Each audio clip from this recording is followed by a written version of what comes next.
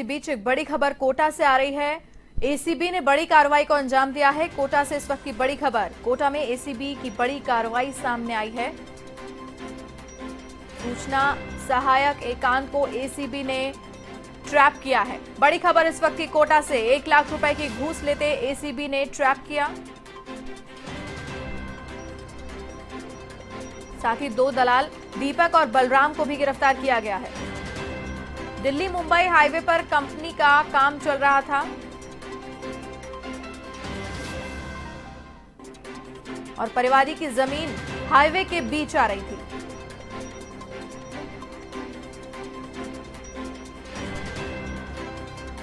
और इसी खबर पर अधिक जानकारी के लिए एवन संवाददाता राजेंद्र भारद्वाज फोन लाइन पर जुड़ रहे हमारे साथ कोटा से। जी राजेंद्र, पूरा मामला विस्तार से बताएं। बिल्कुल भारतीय, कोटा एसीबी ने आज एक बड़ी कार्रवाई को अंजाम दिया है। कोटा एसीबी के एडिशनल एसपी ठाकुर चंद्रशील के नेतृत्व में ये कार्रवाई हुई है, जिसमें एक सूचना सहायक एकांत को यहाँ पर दबोचा है और साथ में 2 दलालों को भी यहाँ पर गिरफ्तार किया है। कोटा एसीबी उनको यहाँ कोटा दफ्तर लेके आई और दफ्तर लाके इनको बोरखेड़ा से गिरफ्तार किया था और बोरखेड़ा से गिरफ्तार करने के लिए कोटा एसीबी ऑफिस में इनसे पूछताछ जारी है और पूछताछ की जा रही है। इसमें जो सारा जमीन, जो हाईवे पे जमीन जो सामने आ रही थी, उस जमीन को वहां से हटाने की एवज में रिश्वत मांगी गई थी, मगर इसके तार और लंबे जुड़े हुए हैं भारती, क्योंकि इसमें 2 आरएस अधिकारी और एसडीएम की भी संलिप्तता पाई जा रही है। जी भारती। जी राजेंद्र, बताएं। इसमें सबसे बड़ी बात यह है कि जब ट्रैप का जाल बिछाया तो इसमें कहीं ना कहीं जो दीपक मित्तल है वो यहाँ से फरार होने में कामयाब हो गया। एसीबी अभी लगातार दोनों दलालों से और एकांत से जो सूचना सहायक है उन दोनों से पूछताछ कर रही है और पूछताछ के बाद भी पूरे मामले का खुलासा हो पाएगा। मगर एकांत को यहाँ 1 लाख रुपए की रिश्वत लेते हुए रंगे हाथों गिरफ्तार किया है। जी राजेंद्र, क्या इस पूरी कार्रवाई को अंजाम देने से पहले कोई पूरा प्लान किया गया था या किसी की शिकायत पर इस कार्रवाई को अंजाम दिया गया है?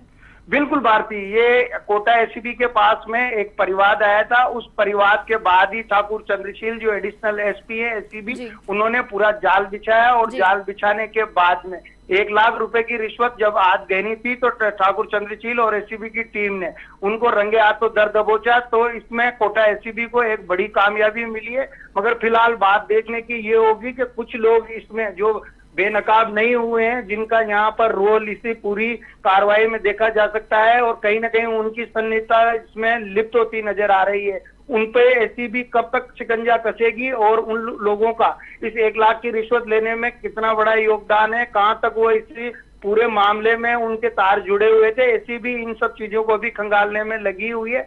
मगर ताजा जानकारी के अनुसार एसीबी ने एकांत को दर दबोचा है और 2 दलालों को गिरफ्तार कर लिया है। जी भारती। जी राजेंद्र, तो हम जानकारी के लिए आपका बहुत बहुत धन्यवाद। तो ये थे एवन संवाददाता राजेंद्र भारद्वाज, फोन लाइन पर जुड़े थे हमारे साथ इस खबर पर पूरी अपडेट के लिए।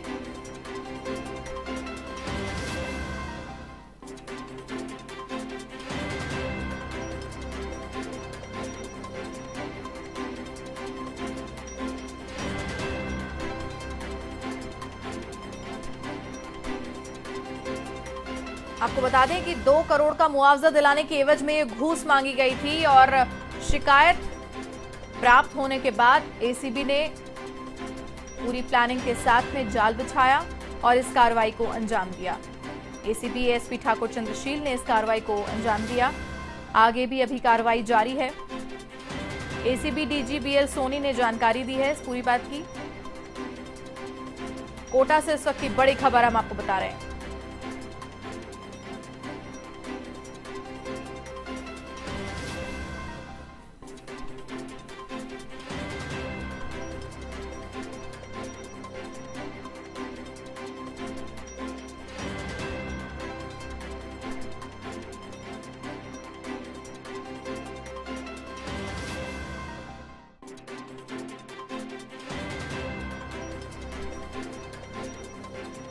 और इस खबर पर और अधिक जानकारी के लिए एवन संवाददाता यादविंद्र शर्मा भी हमारे साथ फोन लाइन पर जुड़ रहे हैं। यादविंद्र, इस खबर पर और क्या कुछ अपडेट है आपके पास, वो भी बताएं।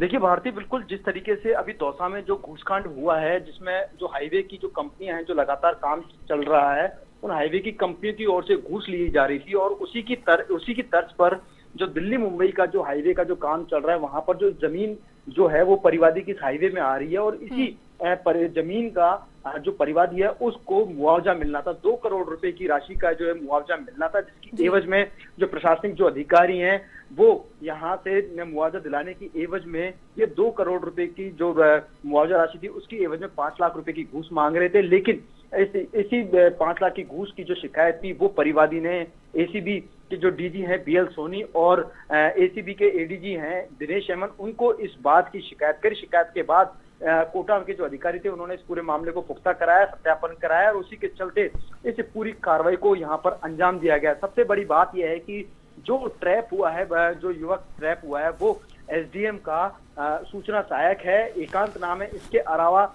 जो बलराम और दीपक भी हैं, जो इस पूरी जो चेन चल रही थी यहाँ पर घूसखोरी की, जो दलाली का जो बेसिकली जो काम कर रहे थे, ये दोनों लोग, ये कहीं ना कहीं इसके अंदर इनकी भूमिका है। सबसे बड़ी बात ये भी है कि इस पूरे प्रकरण में जो 5 लाख की घूस का जो प्रकरण है, इसके अंदर 2 आरएएस की भूमिका भी यहाँ पर बिल्कुल सामने आ रही है कि 2 आरएएस की भूमिका है कि यहाँ पर जो मुआवजा राशि दी जानी थी उसको लेकर के परिवादी को बार बार परेशान किया जा रहा था, उसमें अड़चन पैदा की जा रही थी, और इसी के चलते जो एसडीएम है दीपक मित्तल, इसके अलावा जो एसीएम है उसकी भी यहाँ पर भूमिका संलिप्त पाई गई है। फिलहाल इन सब चीजों को लेकर के जांच पड़ताल की जाएगी, लेकिन बड़ी बात यह है कि महज 1 महीने के भीतर लगातार घूसखोरी का ये तीसरा ऐसा प्रकरण है जिसमें कहीं ना कहीं प्रशासन की जो पोल है वो खोल कर रखती है कि किस तरीके से घूसखोरी चरम पर है और परिवादी को किस कदर परेशान किया जाता है, और परिवादी किस कदर परेशान होकर के जब एसीबी की चौखट पे आता है तो उसको वहां से न्याय मिलता है। इन सब चीजों को लेकर के फिलहाल जांच पड़ताल की जाएगी, लेकिन बड़ी बात यह है कि इस पूरे प्रकरण में 2 आरएएस की भूमिका आना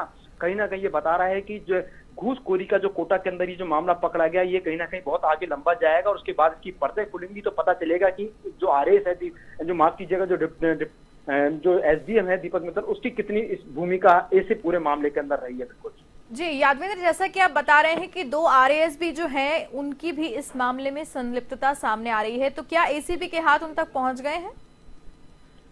देखिए ये सभी चीजें फिलहाल जांच का विषय है, लेकिन जो मुख्य रूप से जो एसडीएम का जो असिस्टेंट है इसको यहाँ पर एकांत को दबोचा है। ये घूस की जो राशि थी 1 लाख रुपए की, किसके लिए ली जा रही थी, ये सारी चीजें जांच का विषय रहेगी। निश्चित तौर पे जब इससे पूछताछ की जाएगी उसके बाद सारी चीजें खुलकर के सामने आएगी, क्योंकि एक असिस्टेंट पूरे 1 लाख रुपए की घूस को मार रहा है तो कहीं ना कहीं चैन यहाँ से जुड़ी हुई नहीं है, चैन ऊपर लेवल पे जुड़ी हुई है, क्योंकि जो काम करना था वो यहाँ पर एसडीएम को करना था, और ये एसडीएम किसके इशारे पे कर रहा था, ये सारी चीजें जांच का विषय होगा। तो ऐसे में कहीं ना कहीं जो एसडीएम है दीपक मित्तल, उसकी भी इस पूरे मामले में भूमिका निश्चित तौर पे कहीं ना कहीं पाई गई है। फिलहाल ये सारी चीज, ये सभी लोग जो है वो रडार पर रहेंगे एसीबी के, जब यहाँ पर जो असिस्टेंट है एसडीएम का एकांत, जब इससे पूछताछ की जाएगी। लेकिन जो दलाल, जो बिचौलिए, जो इस पूरे खेल में जो इस खेल को अंजाम दे रहे थे, उनसे भी यहाँ पर पूछताछ की जाएगी। तीनों को आमने सामने बिठा करके जब चीजें खुलेगी तो निश्चित तौर पे बात सामने आएगी कि कहीं ना कहीं परिवादी को जो परेशान किया जा रहा था बार बार, वो उसमें कहीं ना कहीं एसडीएम की भूमिका है। फिलहाल यहाँ पर जो ट्रैप की कार्रवाई है वो फिलहाल चल रही है, और उससे पूछताछ की जा रही है कि कौन कौन लोग इस पूरे जो नेटवर्क में, जो घूसखोरी के इस नेटवर्क में शामिल है। बिल्कुल जी यादवेंद्र, तमाम जानकारी के लिए आपका बहुत बहुत धन्यवाद।